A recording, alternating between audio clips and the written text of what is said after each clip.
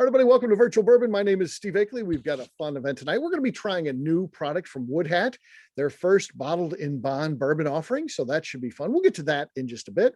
First, I need to introduce my co-host for the evening, Jessica Fullerton of Wood Hat Spirits. Jessica, how you doing? I'm doing great. Thanks, Steve. How are you? I'm doing good as well. So yes, newest co-host on the Bourbon Daily. Do you want to give us, just wow them with a quick introduction like the Bourbon Daily? And it's like, welcome to the Bourbon Daily. That's it. I still have to remember. I still have to remind. She still has to read. She's still at the point. Yeah. Memorize my lines. I still have to very much read right off of the paper. I'm not quite to that level yet, but yeah. Welcome everybody to the Bottled and Bond show today with Steve Akley. Yes, so it's an interesting show for sure. So we're going to be talking a little bit about this. So tell us about. I mean, how long has Wood Hat actually been in business? Well, we opened our doors public in December 2013. He bought the property in 2012 and he started planting corn at that point. Okay. So yeah. So 2013, and Gary even said when we were out there, he's like, you know, I probably had a bottled and bond product already, but I just didn't put it on the label. So because he's literally has stuff that is older than 4 years, and he's had so for a while. I mean, he's got a pretty large inventory of barrels, right? Yeah, I mean, actually, what we're tasting today, what could have been bottled and bond, you know, two years and 4 months ago. So it's yeah. There's I think I was kind of going through my list. We probably have another 8 barrels or something that are of age. So not all of them are gonna they're not all in 53s like this one. Some of them are experimental barrels that may or may not be any good in a 15-gallon, but. It's true. 4 years in the 15-gallon. That'll be. That's a lot of years in a 15-gallon barrel. So might be some interesting, intense things happening in there. I have to get through and taste through them. So. Well, yeah, we can come out and taste if you want. I mean, we're yeah. Getting paid. I'm open. Right. I'm open for a second opinion on things for sure. Come out, try it. No, that sounds good. Lock us in. We'll be there. So tell us a little bit why the Wood Hat team decided to do a bottle and bond. What was the reason for that? Well, I don't think Missouri has another bottled and bond. So this is the first one. We just know that the bottled and bond is something special. This is a special bottle because it is one of our first filled 53-gallon barrels. So it's one of the first that could actually be held for anything over the 4 years that would actually turn out to be, you know, a quality product. So, and this is one of the, you know, now Ryan is doing most of our distilling. So this is actually still Gary distillate in these barrels. So, I mean, that's kind of special too. We just, you know, we had the opportunity to release one and we did. And so the product is your Rubenesque. Tell us a little bit about that product and what it is and has been and how long that one's been out. Yeah, so Rubenesque is our flagship bourbon. So we've had this one. I think it was our first bourbon that released flagship bourbons. Maybe third product that we released in total. I want to say unaged, aged, and then our Rubenesque. Don't quote me on that one. That would be a good Gary question. It's our first bourbon. It's a blue corn bourbon, 75% blue corn, 25% wheat. It's one of those Rubenesque in general. Now this one's going to be a little bit different. Standard offerings, a little more round in the mid palate. It's got those sweet buttery characteristics. So generally it's a Hopi blue corn. We use a lot of blue clarage for our bourbon itself. There's the bottle. Yeah. What it looks like. So this is a blue corn thing. So tell us a little bit about what's special about this, the blue corn here. So the blue corn is special because it is a heirloom. Corn questions. Blue corn tends to be, it's an heirloom corn. This is a corn that's been feeding people for hundreds of years, as opposed to the yellow dent number 2. So I'm just going to go do like the Gary spiel. So it's not a yellow dent number 2. It's, you know, which is cow and pig feed is like what Gary likes to say. And it's used for ethanol and making bourbon, and just a very high yield corn. This is a lower yield corn, has a lower, more caramel forward flavor to it, sweet, creamy, nutty characteristics. Generally speaking, this one goes a little more around in the mid palate, brought back a little bit by that wheat. But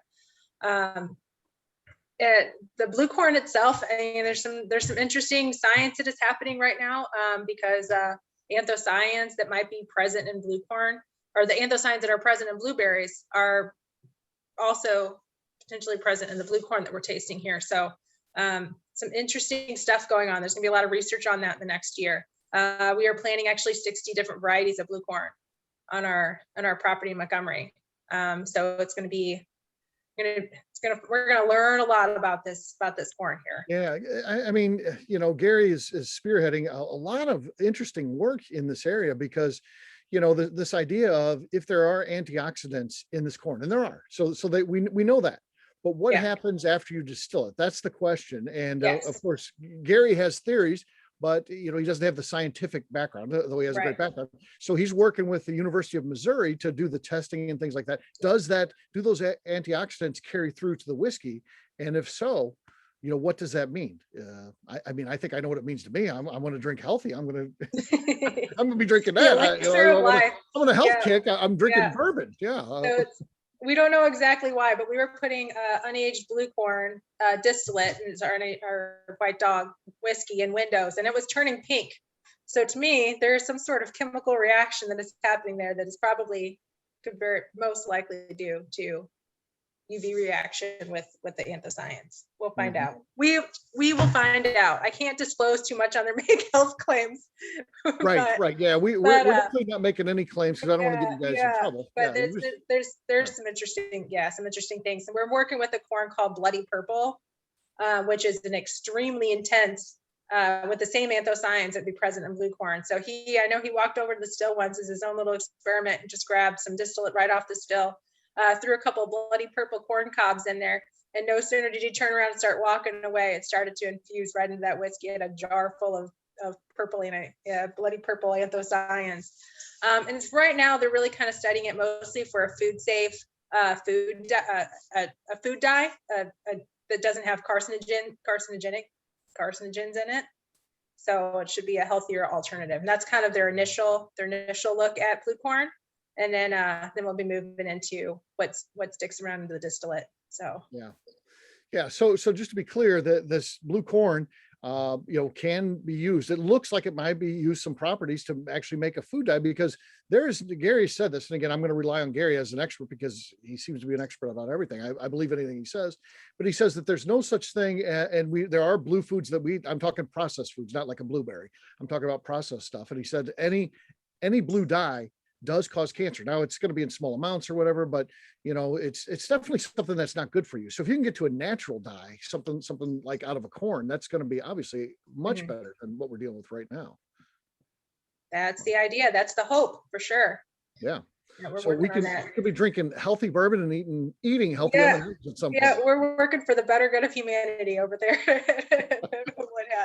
Yeah, you go and you hang out with Gary, and he pulls out a jar, and it's got corn cobs in there, and it's got this dark blue liquid in there. He's like, "This may be the cure for cancer we got here." He's not kidding, because he's doing some work there at a distillery that is very scientific. It's crazy. Yes. Right? Yes. Yeah, I mean that's what he has his master's degree in agronomy, so that's kind of what brought him to using these heirloom corn varieties for our whiskeys, which do I can tell you that they have completely different flavor profiles to them. We were doing a White Dog showdown, I guess, a couple of weeks ago. We're experimenting and distilling all of our various corns that we grew this year. We grew 18 different types, and they all have very unique flavor profiles to them. So it's exciting. Yeah. It's worth getting out to Wood Hat if you ever make it through the area. They're right on Highway 70. So between, as you leave St. Louis on the way to Kansas City, it's closer to the St. Louis side. But if you're on the way there, it's definitely worth stopping in and seeing it. And definitely if you're there during the growing season and Gary's around, you want to get him to take you back into the cornfields behind the distillery, where he can show you different varieties of corn. And how many are grown right there on the grounds, Jessica? Well, I said this last year we grew 18. We're actually plotting out still what we're growing this year, but we are growing, like I said, I think the farm just down the way in Montgomery, they're growing 60 different types, but we'll probably be right around in that, right there on the property, probably right around that 20 mark, I would guess. Yeah, they're still trying to figure it out exactly. Like I said, they're plotting it out, trying to decide. We're still tasting distillate, deciding what we think we need to narrow down for genetics to grow what's going to make a good whiskey. So we're still working that out. Yeah, you are talking about a whole spectrum of colors and different styles and you know some you can harvest with a combine, others have to be harvested by hand, right? Yes, yeah. So it was kind of a thing with Gary last year. He would tie a laundry tote onto his back. He'd have a rope tied around his waist, a laundry tote, and you'd be dragging it along and pulling hand harvesting corn cobs. So it's Folks, some of it we do have a small combine which we can get the majority of it up, but some of those corns, like I said, they just didn't have a very high yield. There's no they're set too low to the ground or whatnot. We just needed to walk through there and pull them. So yeah.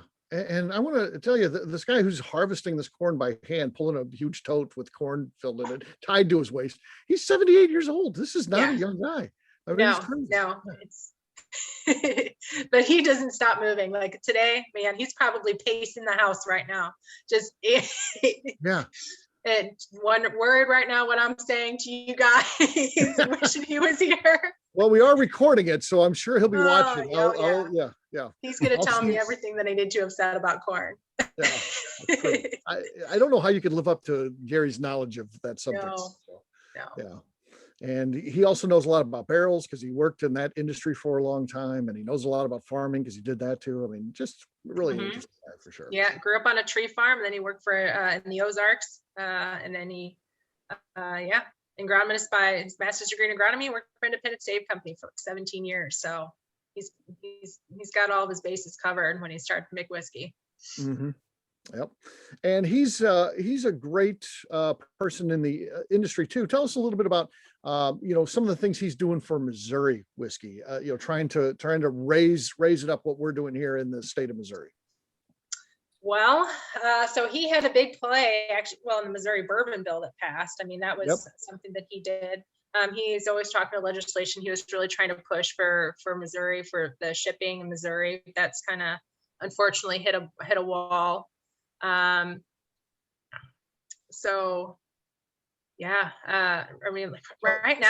now he's been working with the universities. He's been really focused here lately on the corn projects, and he's doing a Missouri heirloom corn project. So he's working on stewardship. So he's been a little bit distracted with that. But he's been working on with the corn with distillers too, right? Trying to help them establish. Yeah, this will be my heirloom variety of corn.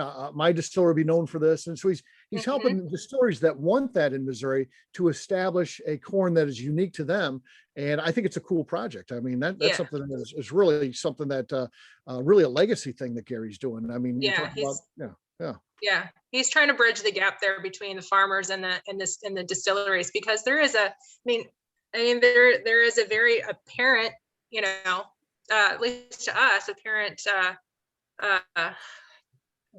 gap there. Then you should be using corn. Why aren't you using corn that these farmers are growing? So it's going to be a stewardship program. So he's getting these farmers on board to grow specific varieties of corn for the distillers. So it's going to be, you're going to have wood hat corn that's grown with so and so farmer, and you're going to have I don't know, still 630. I don't know who's on board. I'm just, like I said, I'm not 100% sure who's on board yet. So don't quote me on any of these guys, but they potentially, they're going to have a corn that's grown just by them. And if somebody ever wants to source that corn, it's going to be still 630 corn. They have to go through them and that specific farmer. So farmer stewardship. Yeah. I mean, so that's huge too. So I mean, he's always got a lot of things going on for sure. Mm-hmm. Yeah. All right, let's try our whiskey here. We've got our bottles with the nice labels by Justine. I did not handwrite that label. That's actually from her. She printed that. It looks like some of my work, but it is not. Please have your mics off. Join us. We're going to talk, nosing and tasting notes. So we want everybody participating. So no sense to have your mics off. Small group, manageable. That is good on the nose, isn't it, gang? Yep. Sweet. I get caramel and chocolate. Caramel and chocolate. And very mature. Very mature. Yeah. Color's nice too, by the way. If you always want to start with that, color's They're pretty. amber. Nice legs too. You're getting into the ambers. Yeah, nice legs for sure. Stays on the side of the glass. So what's the mash bill again? It's 75% Hopi blue corn, 25% wheat. This barrel was, it's a single barrel. It's barrel 98.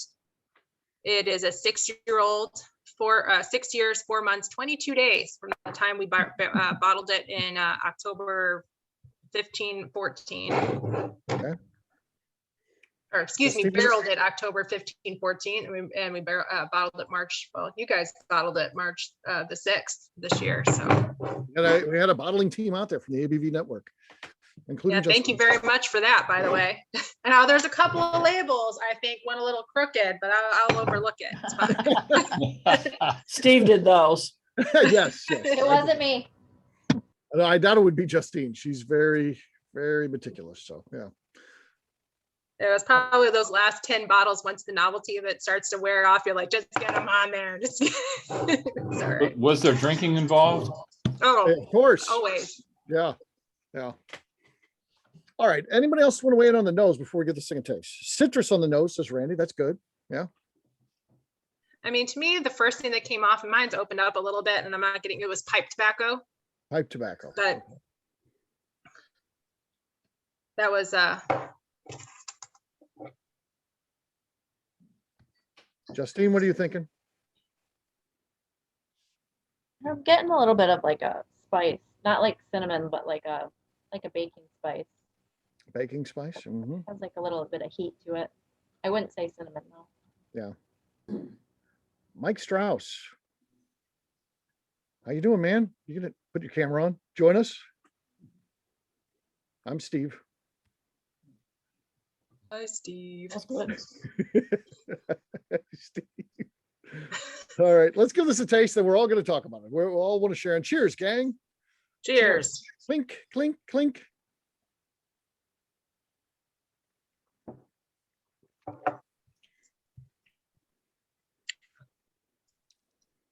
I get the tobacco on the taste. Mhm. Tobacco on the taste, yeah. I like it. It's Very full bodied. It's full bodied for sure. It's sweet up front. It yields to your tobacco, I think. It's kind of baked at the back. It then warms up kind of forward, and then back again on the finish. I mean, it's nice, Jessica. Really nice. Yeah, thank you. Yeah, so I'm getting a little bit more of Justine's for sure spice. I think I called it clove before, but it's not quite clove anymore. It's more like this kind of like nutmeggy allspice. Mhm. Orange marmalade I always got. And that's the thing that you were getting on the nose. And I got this kind of, and I think Andrew called it once, it was orange fruit leather, or orange fruit roll up. I don't even know those orange. I didn't know orange fruit roll ups existed, but to me it was orange marmalade. It's very good. Yeah. It almost has the spice of a rye, so it's surprising there's no rye in there. No rye, and blue corn doesn't even typically translate over any kind of spice characteristic, which is interesting. But it is kind of hits the back palate a little bit just briefly, and then it moves forward. Yeah, I think the viscosity to it helps coat the mouth, and so it kind of sticks inside your mouth. It kind of stays there, and then that allows that heat up that you get, which again is very nice. It's not hot, it's warm. It's nice. So Kind of get some like what were you thinking? like Oh, go ahead. Sorry, chocolatey, Justine. like chocolatey coffee notes, kind of at the end. Yeah, I can see that. To me, it's like sitting more up front on my palate, and we taste a lot in shapes. But I can kind of get that, like almost just like the after effect, the aftertaste of having like a mocha or something, or some coffee. Neil, I was just asking you there. What did you think of it? I like the way that it's really balanced, and it kind of coats your whole mouth, and it stays there. Like you said, you said it goes back and forth, but it just kind of stays there. It's really nice. Yeah, very pleasant. Yeah. It's just really interesting to me. We haven't released. Sorry. No, go ahead. We haven't. Oh, I was just saying, it's just really interesting to me just how different the profile has changed from from standard Rubenesque, where it just kind of sits really in the round and round in the mid palate. And it's just really exciting that, I mean, when I started tasting these barrels, you know, a couple of years ago when I started working for Gary, I kind of knew it was in the right place, and this place was heading, you know, in the right direction with a little bit of age on these heirloom corn varieties. They just express and really, you know, just beautiful flavor profiles. So I don't think I've tasted, well, maybe those most 15 gallons, but I haven't tasted this older stuff that's, you know. Yeah, Jessica, 2 questions. Is So, this Jessica- available in Kentucky, Okay. and what's the bottle price? It is $69.99, and it is not available, unfortunately, in Kentucky Okay. right now. Unless you know a mule. So, Unless you know mule. Unless you know a Somebody might mule. be able to I get know it. one of those yeah, we bottles can get that a I hold of have. somebody. We got people heading that way all the time. We can maybe This is true. This is true. get Let me know if you somebody, need that. yeah, get something happening. We will get it to you. Just give me a call. We'll figure something out. The more of this I drink, the more of it I want. Yeah. Right, right. Really good. My wife and I, we go out to New Mexico quite a bit. And so one of the places that we stop at periodically, I can't remember the name of it, but they mix confections with some spicy stuff, like with, they'll put chocolate on peppers or put paprika in chocolate or something Yeah. like that. And this has kind of got that paprika chocolatey kind of taste Okay. in a very pleasant way. I Sweet get heat. that. Yeah, I get that. And Yeah. one of my favorites is like a chili. It's like a chili dark chocolate. I don't know if it's quite chili spicy, but I know what you're saying. Mhm, Yeah. The finish goes on forever on this thing. mhm. So, Yeah. you know, it It just goes stays on. around. Yeah. You know, you think of the super long finish, you always think barrel strength. This is 100 proof. This isn't barrel strength. So it's interesting to see that it just keeps going like that. Mhm. So Jessica, is this a one-off? Is this something that's always going to be available? Is there going to be the other Rubenesque, or is it all Rubenesque is now a bottle and bond product moving forward? What's the? I think we will still stick with the standard. We'll still have a standard Rubenesque blend for a while. You know, I don't know that it's ever going to be replaced by our single barrel bottled and bond.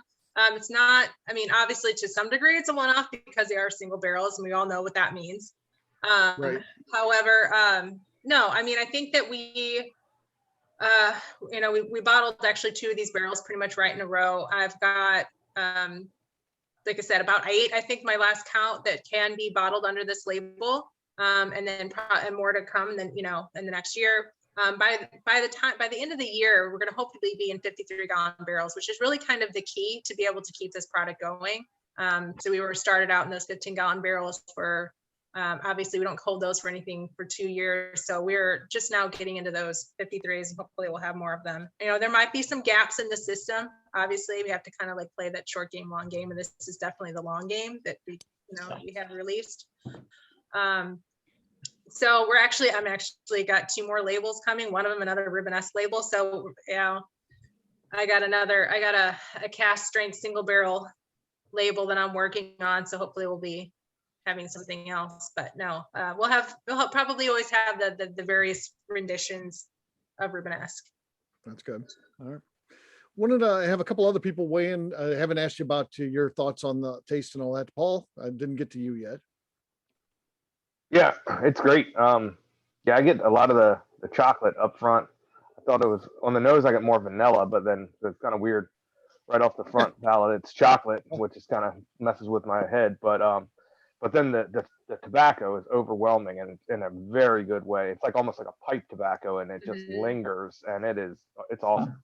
Kind of, Yeah, that's Was it the now? first thing that smacked me in my face when I was drinking this at barrel proof was pipe tobacco, and it's dialed back a little bit on the nose. Especially as my bottle's about halfway empty and it's been sitting like that for a little while, so it's opened up and kind of that nose is I heard you open that yesterday. opened it yesterday. Yes. Is that not true? Is that not true? Okay. All right. Well, I Maybe. don't know where you're getting your information on that. It's probably been a day or 2, but I Okay. snatched this bottle actually from the tasting room. This isn't my bottle. I was Okay. getting ready to, yeah. Oh, you're working. So yes. Okay. Yeah. Mike, do you want to weigh in on this? I don't know if he's there or not. We'll say no. You don't have to weigh in. Yeah, But, here. no. Oh, come All on, right. Mike. What do you got? Mike, anything? Okay. Randy, how about you?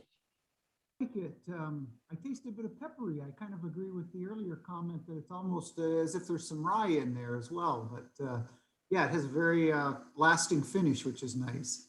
Yeah, we are not doing rye in any of our mash bills currently. Now, there has been some heirloom and local rye and barleys that are starting to kind of come around. So you might start seeing some things, might be start playing with that, but currently you will not see anything released from us with rye in the mash bill. So Rye is tough to grow in Missouri. Is Yeah. that something Gary wants to do? Is that why he's not using it, because he's not growing it, or? it's not because we don't like the taste profile. It's just simply because from the beginning, it's always been about seed to glass, being local as much as possible. Like you said, rye does not grow here very well. It's too hot and humid. Doesn't like it. So, but there are some more. There's some, like I said, just as we hybridized all of these southern corns to grow to our climate, the same thing is happening in barley and rye right now. Okay. And so we will be looking into that hopefully very soon. Okay. In the meantime, if you need to use some space, Justine has a backyard in Michigan. You could plant rye in if you'd like. Yeah, we can have an experimental rye plot in the back of Justine's. Oh, I'm sure her dog would love that. There's nothing but rye in the backyard now. I'll get Ryan. We see Ryan pulling around the corner with a tractor and a bag of rye. Don't be surprised. Yes, I've committed Justine to that, so that can happen. All right. The legend, Mr. Rick Brenner, what are your thoughts? Well, I agree with the tobacco.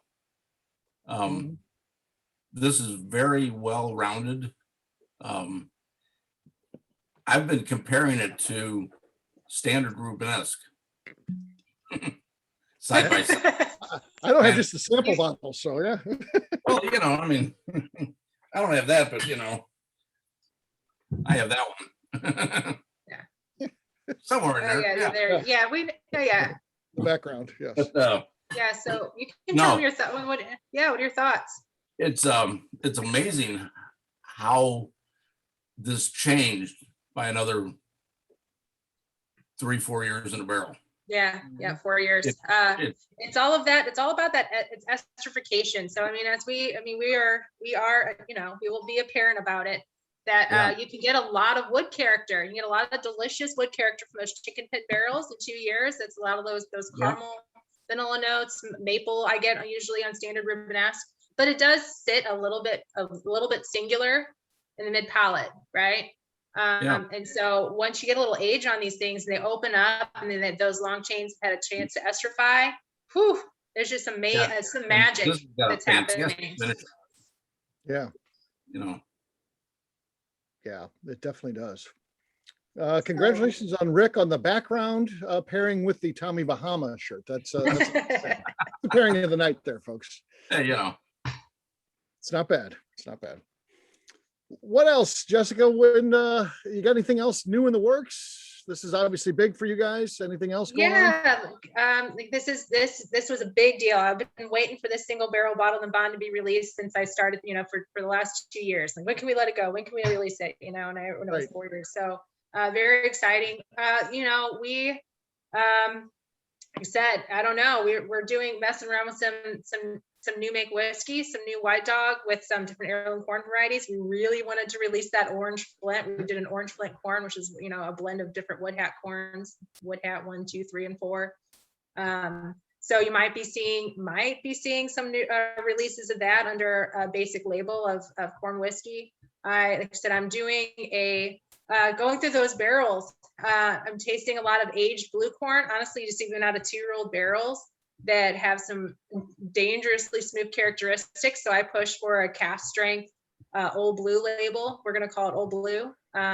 So cask strength single barrel aged blue corns. That's a good so name. got that happening. And then same thing kind of with Rubenesque single barrel cask strength. Because I feel like that's what what the people want and we're going to deliver. And it said, some of these things are just better at cask strength, and I wanted that to be available for people. So an option. That's good. I do want to back up real quick. Did you say that we may be seeing the orange flint as an unaged white dog? The Least- possibility? Yeah, I mean, we were talked about it, maybe not this year because it all went, well, not this year because it went all in the barrels.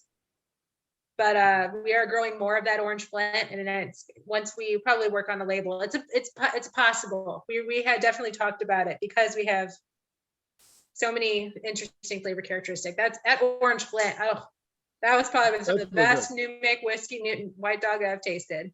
Me too. And the Legend, did you get to try that when we were out there doing the barrel pick? Yeah. Yeah, it's really good, isn't it? Yeah. Some good stuff. Yeah. Yeah. Yeah. And then Justine, I don't know, did you get to try it when you were out there? It was a different time you were out there. Did they sample the orange flint white dog or not?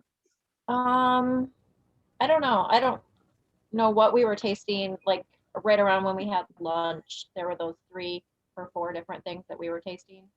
I don't Yeah, remember. we tasted some 8-row blue corn and non 8-row blue corn. Now I know why my labels are crooked.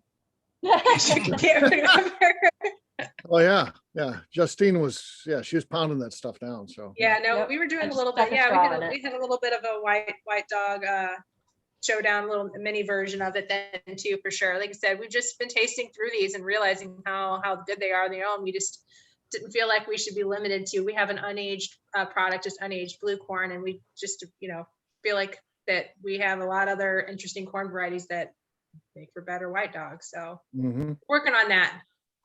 So the orange flint is barrel that you distilled this year. Is that what size barrels is that in?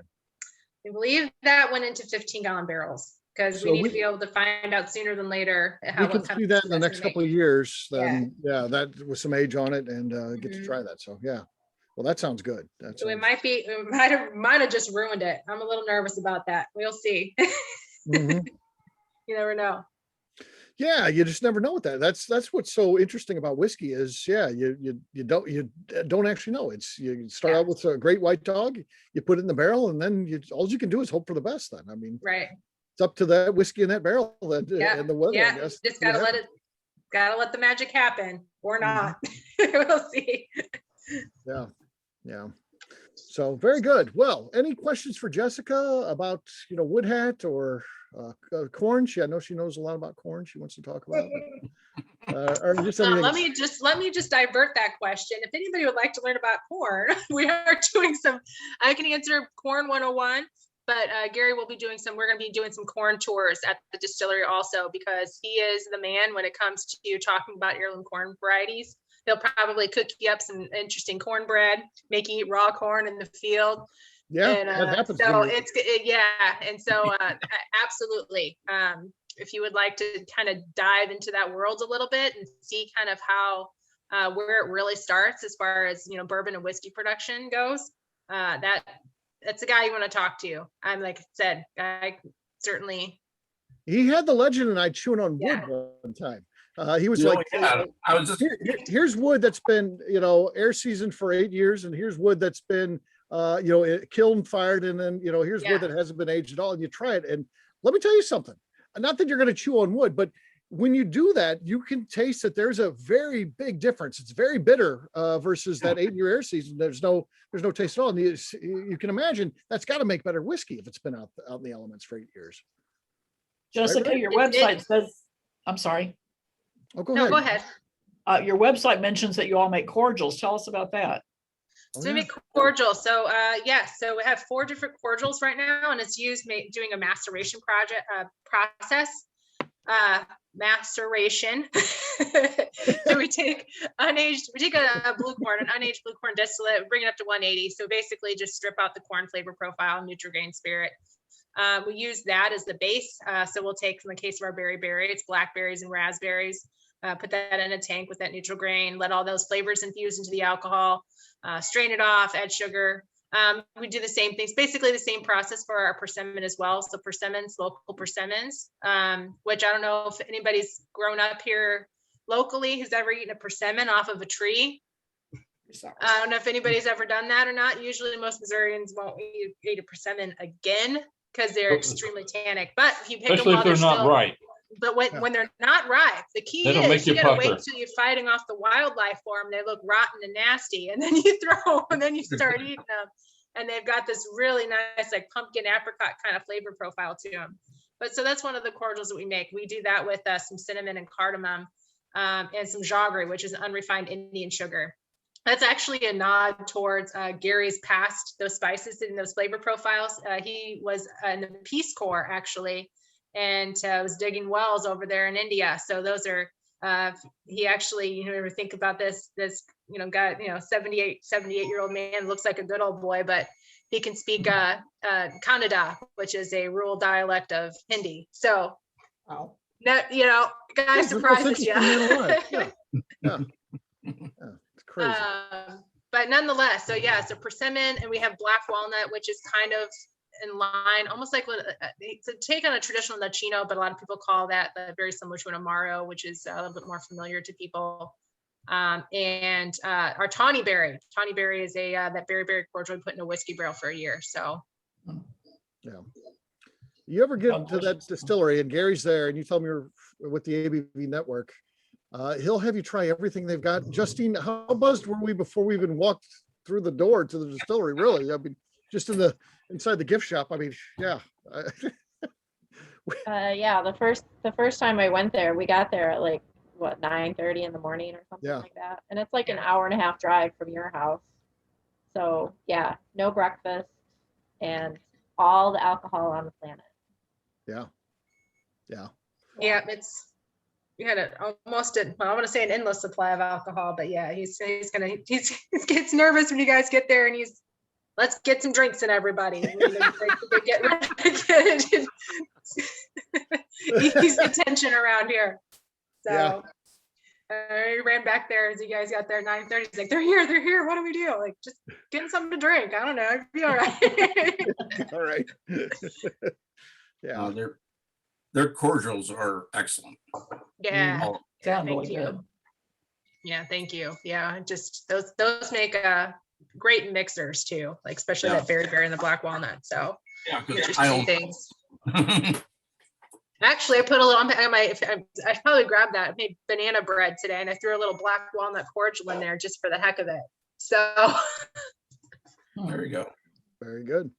Very good. Any other questions for Jessica? No. So you want to? I mean, did I tell you about the barrel on the bottled and bond? I told you it was a 6-year-old. So that's it's a standard American barrel, blah, blah, blah. Number 2 char, medium toast underneath. So it's 53-gallon barrel. That's kind of unusual for us actually, since we usually use Chinkapin. So that is a standard barrel. Yeah, that is unusual. Oh, very cool. What size barrels do you use? Like I said, 15, we use 15s and 53s. So 15-gallon barrels is what we have been using in the past to kind of get those that be able to push them get a little bit more rapid aging. So it's 2 years in a 15-gallon barrel, or the 5 to 7 years in a 53-gallon barrel is kind of what we're doing. So haven't played around with much in between that. So yeah. Well, very good. With that, we'll end the official part of the presentation, and we'll say goodbye to anybody who happens to be watching this. Like I said, there's about half the people here, about half are not here. So I'm sure multiple people will be watching this online. So we'll say goodbye to them. I'll stop the recorder, and I will stick around though. If you have any questions, anything like that, we'd appreciate it. But let's give a hand for Jessica here before we shut off the recorder. Great job, Jessica. well, thank you. Thank you. All right.